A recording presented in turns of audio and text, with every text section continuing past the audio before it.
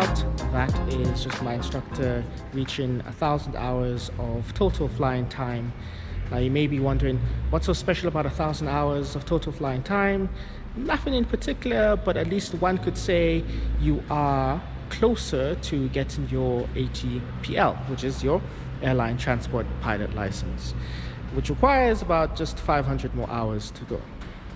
Now, if you're going to get technical, you can say, well, to get your ATPL, the other requirements as well to do. Yes, of course, but the point is, it's 1,000 hours of total time, and he's closer to getting his ATPL.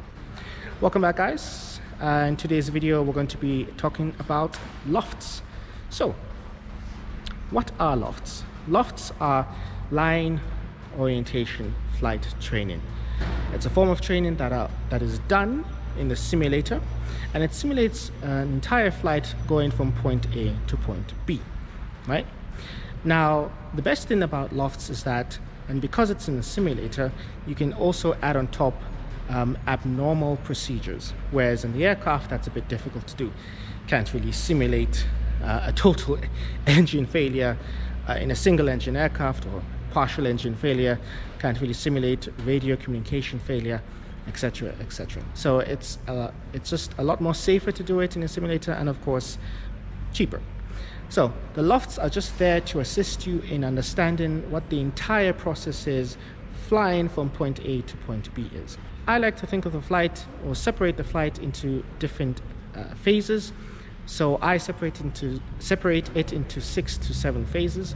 The first phase is the takeoff, and then you have the climb, or the SID. Now, what does SID stand for? SID means Standard Instrument Departure, right? Now, not every single airport has a SID, so you may just get a departure clearance from air traffic control. Now, from the climb or the SID, you then move on to the cruise. From the cruise, which is phase 3, you then move on to the descent or the STAR. STAR stands for Standard Terminal Arrival. That's pretty much Standard Terminal Arrival. So you either follow a STAR or the instructions to descend onto a particular fix. We'll talk about fix at a later point in the future. Once again, just like I said, not all airports have STARs. And then you maneuver next onto the approach. So you enter a hold, or you are radar vectored onto the approach path. And then if you have the field in sight, then you land, of course, but if not, then you go missed, comply with the missed approach procedure, and then you divert to your alternate airfield if required. If there's something wrong with the airport, or if the weather does not meet the minimums to return and do another approach. Okay, so those are the 6 to 7 phases of flight that I like to consider, or divide the flight into those 6 to 7 phases. Now, once you're in the cruise, you may think, oh, great, I'm in the cruise, I've got nothing else to do. No, there's all sorts of things that you've got to do in terms of engine maintenance, making sure that the engine is running efficiently, you're not using too much fuel. You got to keep a step ahead of the aircraft.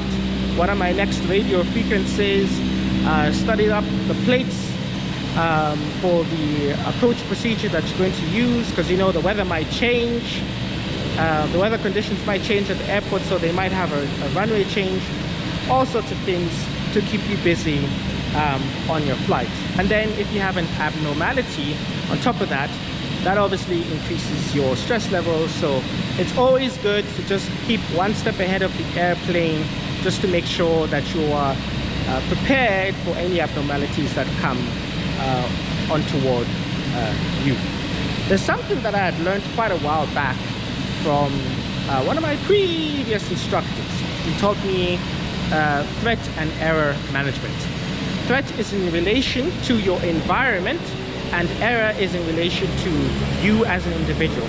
So it's all about managing your errors, and it's all about managing the perceived threats or potential threats that may lie ahead of you as you're flying along. So flying is all about that, threat and error management, and making sure you're managing each phase of the flight appropriately. So once one finishes completing their lofts, I think the next step is for me to move on to the actual aircraft, because I think the last loft that I'm doing is the line orientation evaluation.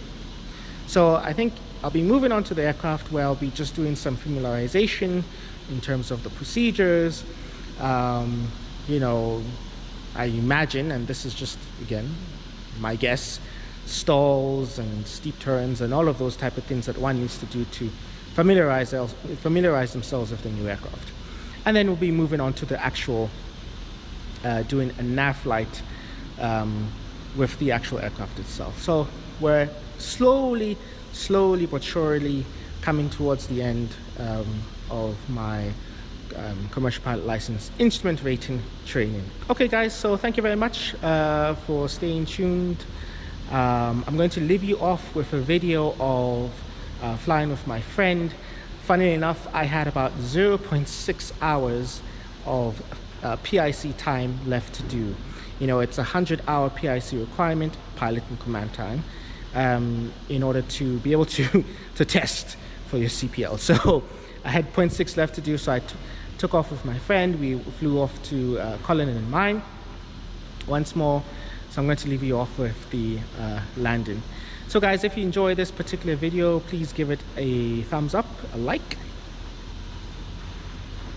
Oh, I'm waiting. I've got time. Thank you very much. And if you enjoy my videos, please subscribe to the channel.